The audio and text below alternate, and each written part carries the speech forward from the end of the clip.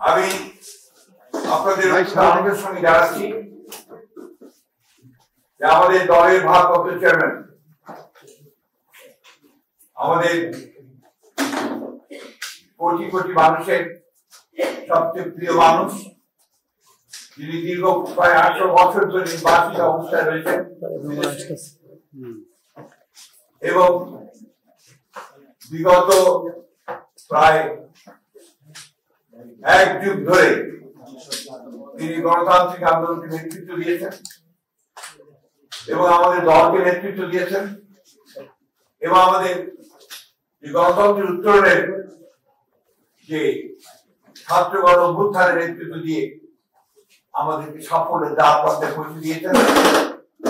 আমাদের সেই সংগ্রামী নেতা, এই দেশের গণমানুষের অত্যন্ত প্রিয় মানুষ তারেক রহমান, আমাদের দলের ভারপ্রাপ্ত চেয়ারম্যান, তিনি আগামী 25শে ডিসেম্বর, আমি আবার রিপিট করছি যে আগামী 25শে ডিসেম্বর তিনি ঢাকার মাটিতে আমাদের মাঝে এসে পৌঁছবেন।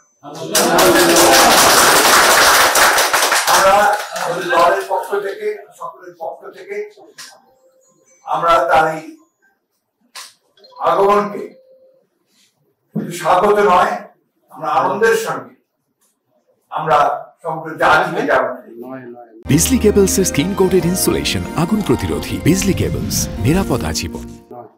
এবং আজকে গণতন্ত্র উত্তরণের পথে যে সমস্ত বাধাগুলো সৃষ্টি হয়েছিল, আমরা মনে করি যে আমাদের ভারপ্রাপ্ত চেয়ারম্যান তারেক রহমান সাহেব দেশে এসে পৌঁছলে সেই সমস্ত বাধাগুলো হয়ে যাবে। তারপর জানেন যে একটা বৈঠক সংঘটিত হয়েছিল আমাদের ভারপ্রাপ্ত চেয়ারম্যান এবং বর্তমান প্রধান উপদেষ্টা লন্ডনে যে সভাটি হয়েছিল, সেই সভায় সিদ্ধান্ত হয়েছিল যে ফেব্রুয়ারি মাসের মধ্যবর্তী সময় নির্বাচন অনুষ্ঠিত হবে। ফলে আমাদের নির্বাচন সম্পর্কে যতটুকু আপনার সংখ্যা ছিল সেটা তৈরি। গতকাল নির্বাচনের তফসিল ঘোষণার মধ্য দিয়ে নির্বাচনের যে রেল চলতে শুরু করেছে, যে সারা দেশের অসংখ্য যে একটা আশা প্রত্যাশা সৃষ্টি হয়েছে, সেটা বাস্তবায়িত হচ্ছে। আমরা আবারও আপনাদের জানতে চাই যে এই বিষয়টা আপনারা যথাযথ আপনার মূল্য দিয়ে আপনারা জাতির সামনে তুলে ধরবেন এবং একই সঙ্গে আমাদের ভারপ্রাপ্ত চেয়ারম্যানের আগমন যেন অত্যন্ত সুন্দর সুষ্ঠুভাবে হতে পারে সেই বিষয়ে আপনারা আমাদেরকে সহযোগিতা করবেন। আপনাদের সঙ্গে ধন্যবাদ। আরেকটি বিষয় আছে যেটা আমাদের আলোচনা হয়েছে স্ট্যান্ডিং কমিটিতে।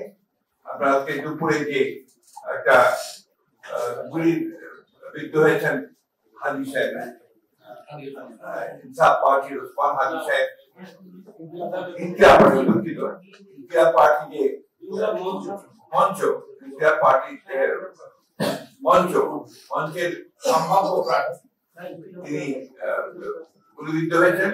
এটা আমরা সাথে সাথে আমাদের কন্ডেম করেছি, পার্টির তরফ থেকে স্টেটমেন্ট দেওয়া হয়েছে, আমিও বলেছি। আমরা এটাকে সাথে সাথে নিন্দা জানিয়েছি এবং অতি দ্রুত যারা এই চেষ্টা করেছে অথবা অপরাধ করেছে তাদেরকে বের করে তদন্ত করে তাদেরকে আইন আমরা করেছি। আমরা এই কথা বলেছি, এই ঘটনা থেকে প্রমাণিত হয় যে সমস্ত অপশক্তি এই দেশে এই নির্বাচনকে বানচাল করার জন্য, নির্বাচন থেকে যাতে না হয় তারা সেই চেষ্টা করার জন্য যারা কাজ করছে, তাদের একটা চক্রান্ত সেভাবে আমরা দেখতে দিই। এবং সব আরো দুর্ভাগ্য যে এটা না বলে আমি পারছি না যে আমাদের সিনিয়র একজন স্ট্যান্ডিং কমিটির সদস্য মির্জা আব্বাস সাহেব, তিনি দীর্ঘকালের একজন আমাদের এই বিএনপির আমাদের নেতা, তিনি ওই আসনে তিনি একজন প্রার্থী।